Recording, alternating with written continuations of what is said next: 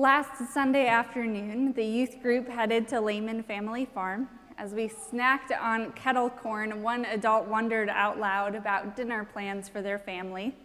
Perhaps it would be Chick-fil-A. Others nodded in agreement until someone remembered, wait, it's a Sunday, they're closed. Closed on a Sunday. It's an abnormality, so much so that even those who have grown up with a Chick-fil-A find themselves forgetting their business hours. But it wasn't always like this. Closed on a Sunday was the norm, thanks to blue laws in the United States, including those right here in Virginia. In a 1988 Washington Post article, as blue laws were voted out in Virginia, these laws are described this way.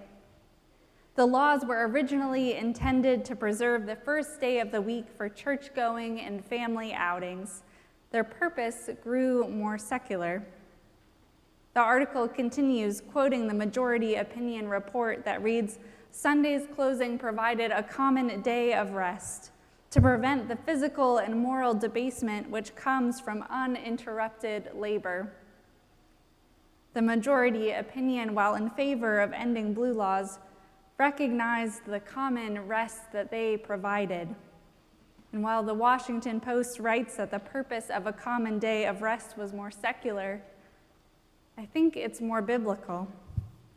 A common day of rest provided a way for Christians not just to remember the Sabbath commandment, but to observe it, ensuring the rest we got for ourselves was available for others. The passage we read in Deuteronomy today sounds an awful lot like the one we read in Exodus last week, but there's an important difference in this retelling. But the seventh day is a Sabbath to the Lord your God. You shall not do any work, you or your children, or your slaves, or your animals, or the foreigners in your town, so they may rest as well as you. Everybody stops work. The rest on purpose is not just for the elite, but it's for everyone, so they may rest as well as you. You see, Sabbath keeping has two dimensions to it, memory and observance. Keep Sabbath by remembering what has happened. Remember that you were a slave in the land of Egypt, the commandment goes. The Israelites' recent history is recalled, the never-ending work under Pharaoh, the punishment received in asking to follow their God's commands, the inhumane conditions suffered, and this is also a story of redemption. Remember, the Lord your God brought you out from there with a mighty hand and an outstretched arm.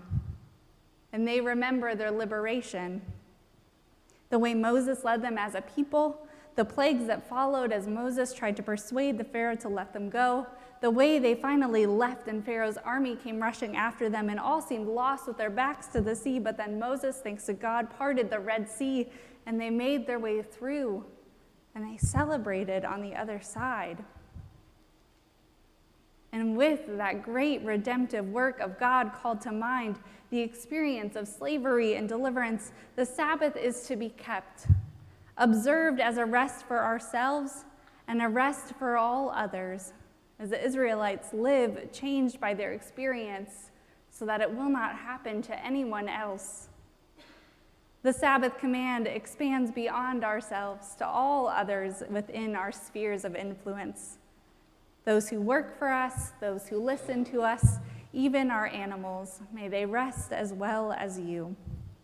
It's a comprehensive list. Whatever practices or customs divide the different strata of society in their daily life, all of those disappear on the Sabbath. Rest is what's needed for all. Rest is what is required for all.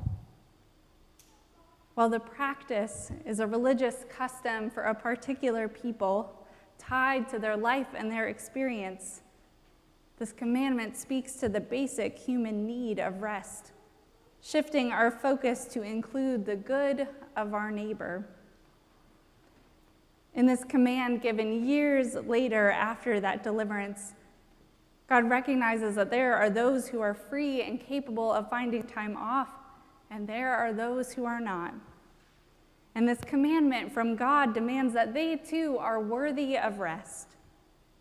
The Sabbath command creates a way of existence that includes a regular release from work that can be counted upon. It's clear this rest is not just for the neighbor like us, but for the neighbor who is different from us, the neighbor who serves us. They are to rest the same.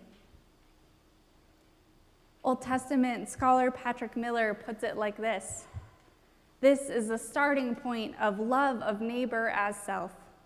This becomes one of the primary manifestations of God's provision for justice and compassion in the human community. Rest, just as part of the fabric of creation, is woven into the fabric of human community as a regular, dependable part of life. Miller continues, those who live by these commandments do so as a freed people, always being set free. The Sabbath is both a remembrance of that being freed and its constant enactment. Within this freedom's constant enactment comes the people's participation. The people's participation in the way that God rectifies human society, setting what's wrong right, leveling the rich and the poor, commanding an adjustment of society so that all can know this gift of Sabbath. During seminary, I worked at a Barnes & Noble.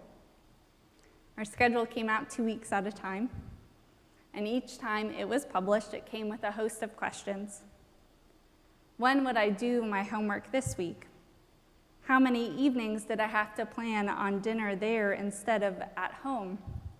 How many hours over 20 did they schedule me for this week? Oh, the schedule isn't out yet. When will I have to come back in order to see it? How will I move this and that to now accommodate what I'm doing? A day of rest not promised, not guaranteed, a story that's particular to me, but quite universal in most retail and hospitality businesses, expounded by life circumstances that make it all the harder to rest. While we might have our gripes with Chick-fil-A's business practices, their employees know that on Sunday they do get to rest.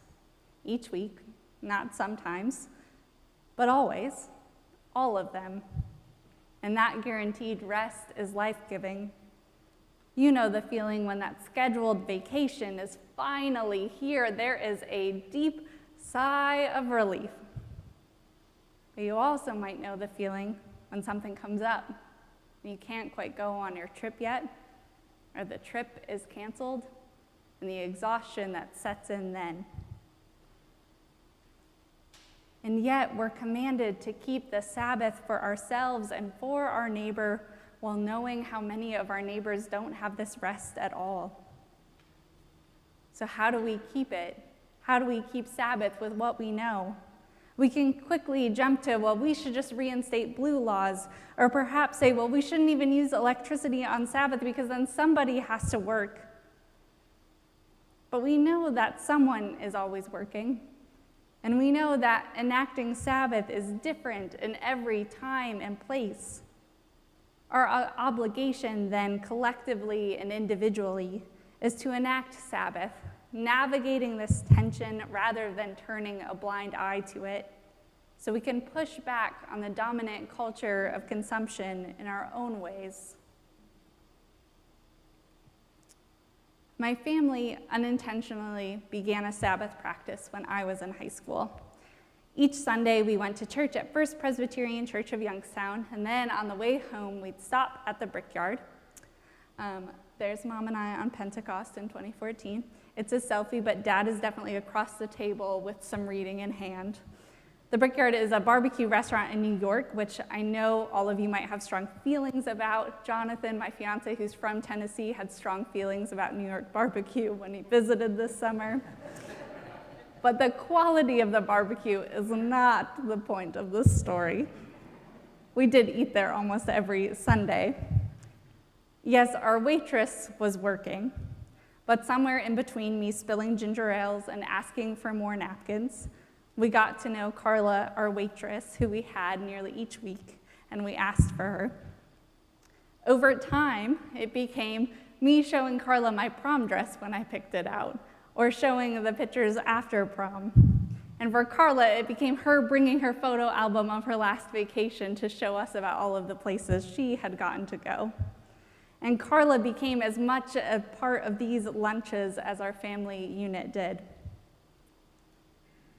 You don't have to find your Carla or a weekly lunch spot. Perhaps your Sabbath practice means you don't go out at all and you try not to visit any stores. But I hope you'll wonder with me, how might your Sabbath practice alleviate a burden on someone else? How can it be an opportunity for connection and relationship with those you encounter on this day? And how can our Sabbath practice of rest for ourselves spill out into working for this rest for all others too? It's on us in our own ways to navigate this tension of resting and offering others rest. There is always someone working, but in our Sabbath practice, we find the ways to adjust, to push back on the culture of consumption that we are swimming in so we can offer that rest on purpose for them too. It seems fitting to be talking about this on Reformation Sunday, the day in which we remember Martin Luther posting the 95 Theses on the doors of the church in Wittenberg, Germany, pushing back on the Catholic Church's practices. While Sabbath invites taking a break from the economic rat race, the Catholic Church participated in those exact practices of its time, exploiting folks through forced labor and building cathedrals, selling people their place in heaven and convincing people it had to be bought, and supporting tyrannical leaders. Yet Sabbath was called to be kept, a way of living in response to the freedom God sought on their behalf that made a way for others to also live in freedom. And thus the Reformation followed from Luther's actions on this day. We keep Sabbath today by living into it, by remembering the Israelite story of bondage and carrying our gratitude towards God for our deliverance with us. And we rest on purpose, observing with intentionality for our God, for ourselves, and for our neighbor, especially those who are different from us. So find your rest, and rest well. And in it, may you make a way for others to rest as well as you. Amen.